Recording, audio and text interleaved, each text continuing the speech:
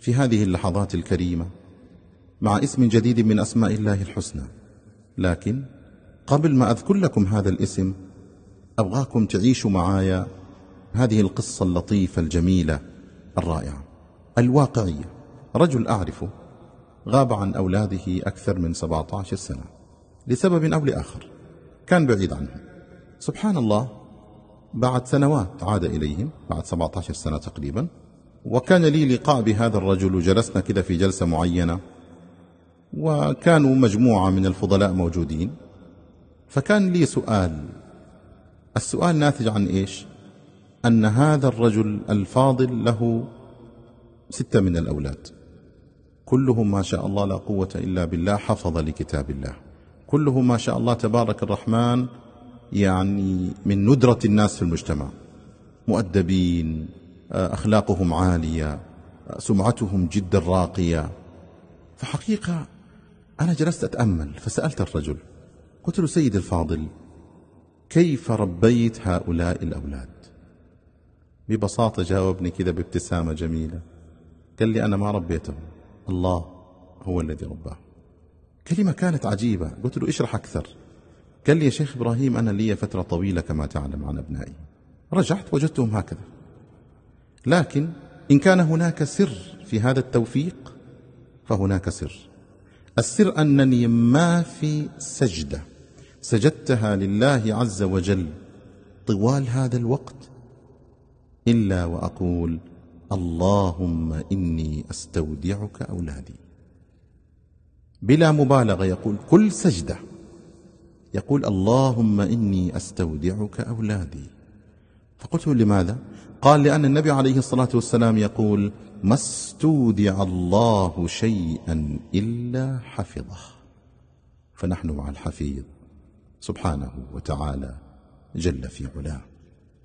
هذا يعقوب عليه الصلاة والسلام، وعلى نبينا من قبله الصلاة والسلام، بكل بساطة عندما رأى الكيد ورأى المؤامرة ما كان عنده شيء يقوله إلا يقول: فالله خير حافظا وهو أرحم الراحمين.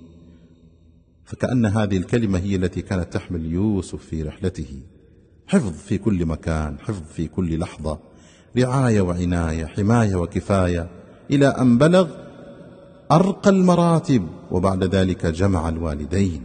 فالله خير حافظا. إخواني الفضلاء، احنا عشنا في داخل أنفسنا، لا، خلينا نشوف كده الموضوع بشكل أكبر. سنلاحظ أن الكون هذا كله من أوله إلى آخره بيد الحفيظ سبحانه وتعالى.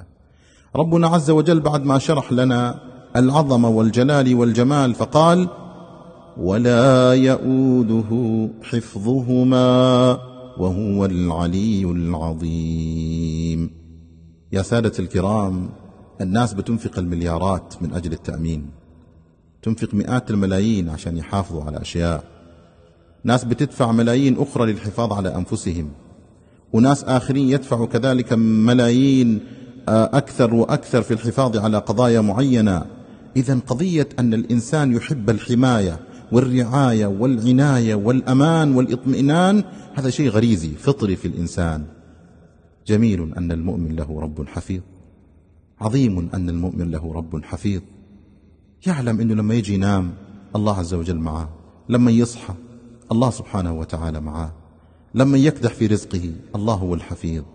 بل من أعجب الأشياء، سافر يا أخي، سافرت، عجبا، هذا الرب الحفيظ الذي يكون معك ومع أهلك في نفس اللحظة، يكون معك ومع من تركتهم في نفس الوقت، يكون لك ولهم في نفس الوقت، لأنه هو الحفيظ سبحانه وتعالى جل في علاه. أعوذ بالله من الشيطان الرجيم. إنا نحن نزلنا الذكر وإنا له لحافظون. أعوذ بالله من الشيطان الرجيم. له معقبات من بين يديه ومن خلفه يحفظونه من أمر الله. بعد هذا كله أول نقطة تسويها عشان تعبد الله باسمه الحفيظ: بلاش القلق، بلاش الخوف، بلاش الاضطراب. دائما تقول: اللهم احفظني من بين يدي وعن يميني وعن شمالي ومن أمامي ومن فوقي، وأعوذ بك أن أغتال من تحتي. استودع أولادك، استودع من تخاف عليهم، الحفيظ سبحانه وتعالى جل في علاه.